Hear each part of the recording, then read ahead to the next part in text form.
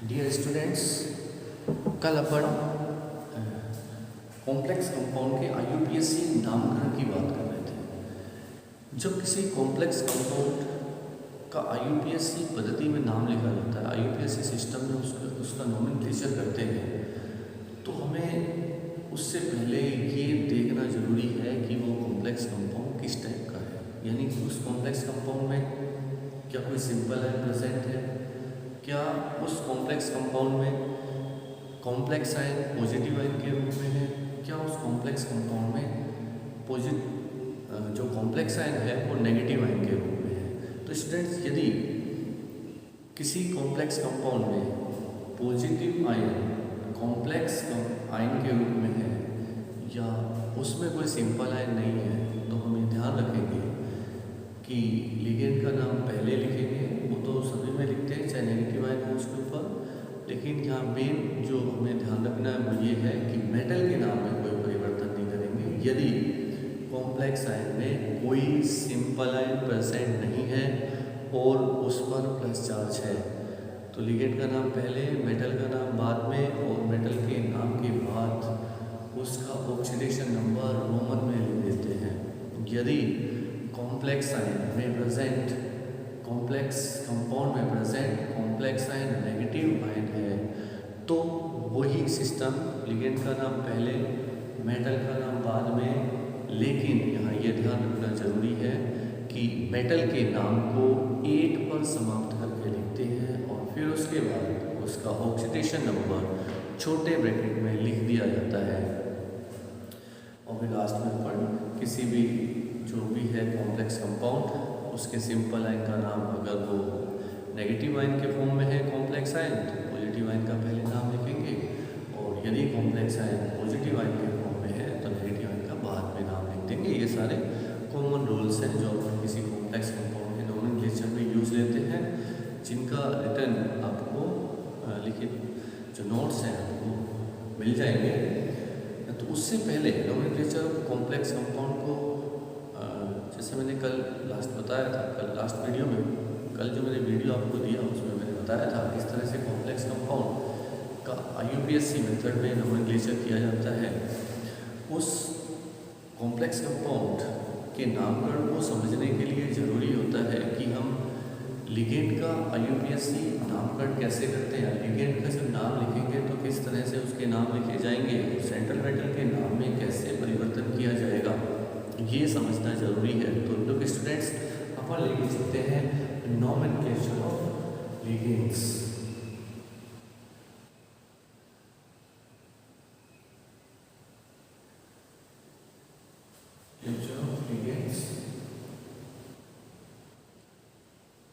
Ligand का नामकरण, nomenclature of ligands.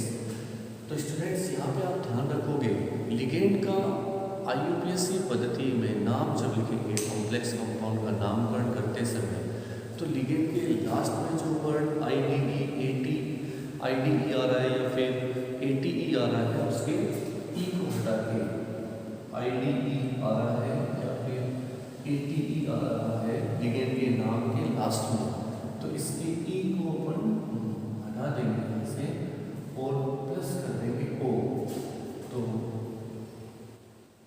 IDO और ATO हो जाएगा। ई को हटा के इस तरह से IDO या ATO अपन कर देंगे। ई को हटा के ई की जगह क्या कर देंगे, ओ। जैसे हम कुछ एग्जांपल्स देते हैं, जैसे इसका नाम साइनाइड है, साइनाइड, तो साइनाइड का ई हटा के और अपन कर देंगे साइनाइडो, साइनाइडो, या फिर इसको हम साइनो बोलते हैं, साइनाइडो भी कह सकते हैं, साइनो भी बोलते हैं, एक जगह साइनो, साइनाइडो। जिस और इसी तरह से अपन और किसी लिगेंड का नाम लें, जैसे बीआर, तो इसका नाम होता है बीआर माइनस का, ये तो अपन लिख देते हैं CN माइनस, अपन लिखते हैं साइनाइड। बीआर माइनस का नाम अपन लिखते हैं ब्रोमाइड, ब्रोमाइड, इसका ई हटाएंगे ब्रोमाइड का, और फिर लास्ट में अपन कर देंगे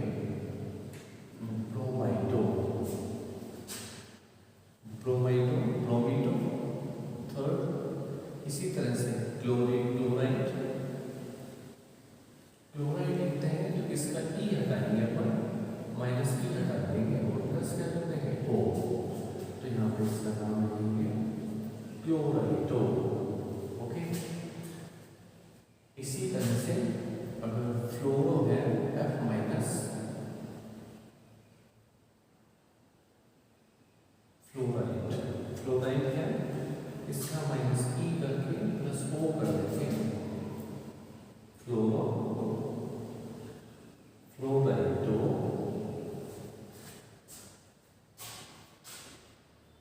sulphate SO4 minus 2 sulphate, sulphate का ई हटा देंगे पर माइनस ई और प्लस ओ कर देंगे सल्फेटो, सल्फेटो। तो इस तरह से स्टूडेंट्स अपन किसी का नाम लिख सकते हैं। इसी तरह से जैसे अपन और एग्जाम्पल लेना चाहें तो और एग्जाम्पल्स ले सकते हैं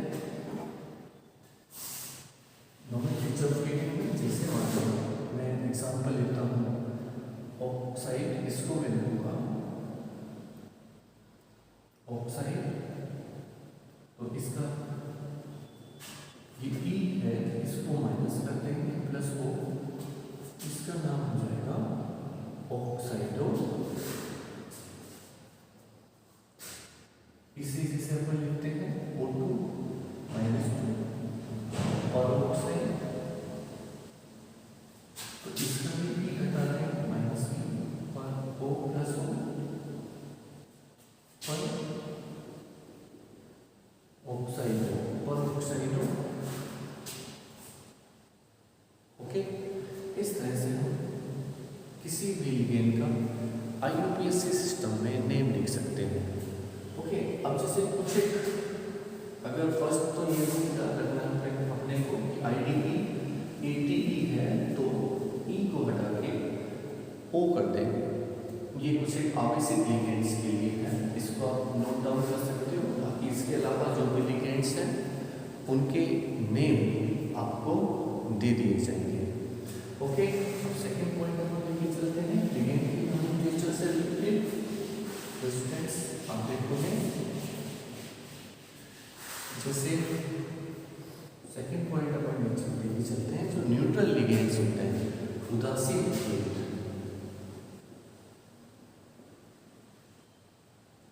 न्यूट्रल लिगेंड्स होते हैं ऐसे लिगेंड जो उदासीन लिगेंड है, उनका जब अपन नाम लिखेंगे तो उनके नाम में कोई चेंज करते नहीं है अपन।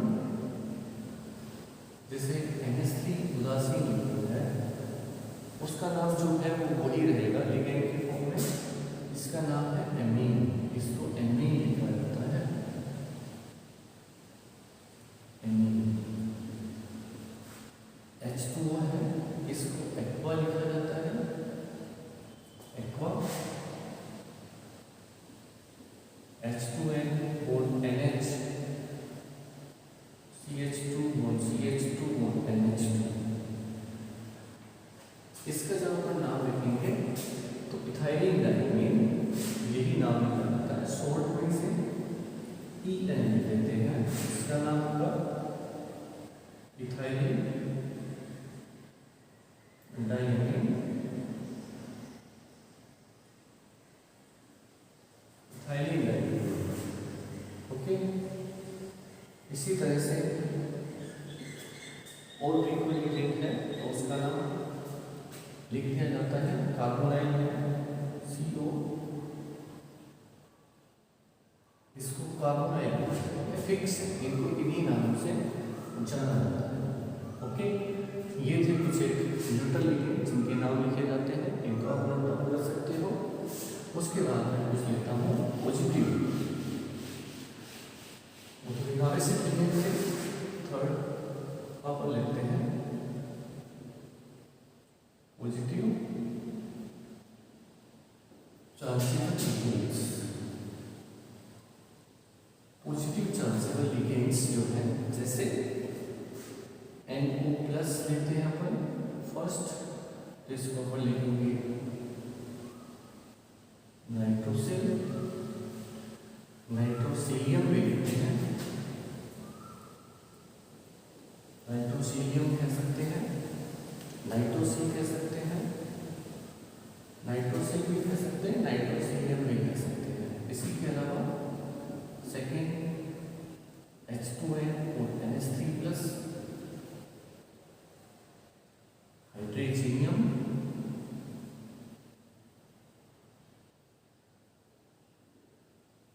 हाइड्रोजीनियम।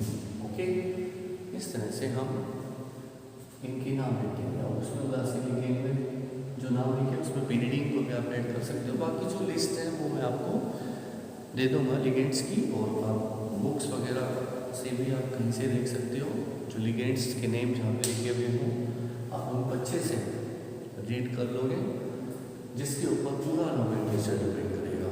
नेक्स्ट अपन आगे लेके चलते हैं, ये था नोमेनक्लेचर ऑफ लिगेंड। अभी हम लोग करेंगे nomenclature of central atom. Next एक सबसे अपन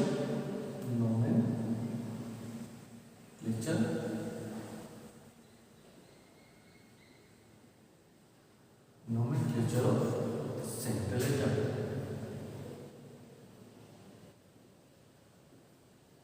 जैसा बताया केंद्रीय परमाणु का नामकरण, जैसे हमने बताया था कि सेंट्रल एटम क्या है, किसी कोऑर्डिनेशन एंटिटी में लिगेंड और सेंट्रल एटम से मिलकर कोऑर्डिनेशन एंटिटी बनाते हैं, या ऐसा कह सकते हैं कि लिगेंड्स सेंट्रली जिससे जुड़े होते हैं, जिस एटम से जुड़े होते हैं, वो एटम होता है सेंट्रल एटम। सेंटर में जो लोकेटेड होता है, जिसके सराउंडिंग लिगेंड्स प्रेजेंट होते हैं, वो सेंट्रल एटम, उसे सेंट्रल एटम कहा जाता है। सेंट्रल एटम और लिगेंड्स मिलकर कोऑर्डिनेशन एंटिटी का फॉर्मेशन करते हैं, समन्वय मंडल का फॉर्मेशन करते हैं, जिसे जब किसी कॉम्प्लेक्स कंपाउंड के फॉर्मूले को रिप्रेजेंट करेंगे तो बड़े ब्रैकेट से प्रेजेंट किया जाता है कोऑर्डिनेशन एंटिटी को। कोऑर्डिनेशन एंटिटी में लिगेंड के साथ जो सेंट्रली या सेंट्रल में प्रेजेंट है, उसे सेंट्रल एटम कहा जाता है। अब हमें ध्यान रखना है कि जब किसी कॉम्प्लेक्स कंपाउंड का IUPAC मेथड में अपन नाम लिखेंगे तो सेंट्रल एटम का नाम लिखते समय उसके नाम में क्या परिवर्तन किए जाएंगे, यहाँ यह इम्पोर्टेंट है। इसको समझने के लिए हम यहाँ पे 2 पॉइंट्स लेंगे। फर्स्ट ये है, यदि किसी कोऑर्डिनेशन कंपाउंड में उपस्थित कॉम्प्लेक्स आयन पर कोई जीरो चार्ज है, या फिर वो कॉम्प्लेक्स आयन नेगेटिव चार्जेबल है। पहले अपन पॉजिटिव चार्ज कर लेते हैं। मैंने क्या कहा, फर्स्ट पॉइंट, यदि किसी कॉम्प्लेक्स कंपाउंड में प्रेजेंट कॉम्प्लेक्स पर जीरो चार्ज है या पॉजिटिव चार्ज है, तो हम लिगेंड का नाम पहले और धातु का नाम बाद में लिखेंगे। मेटल का नाम लिखते समय उसके नेम में कोई चेंज नहीं किया जाएगा। If coordination entity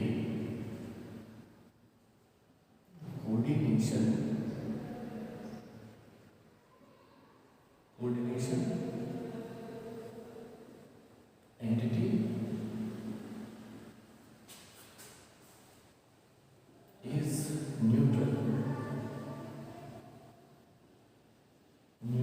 or positive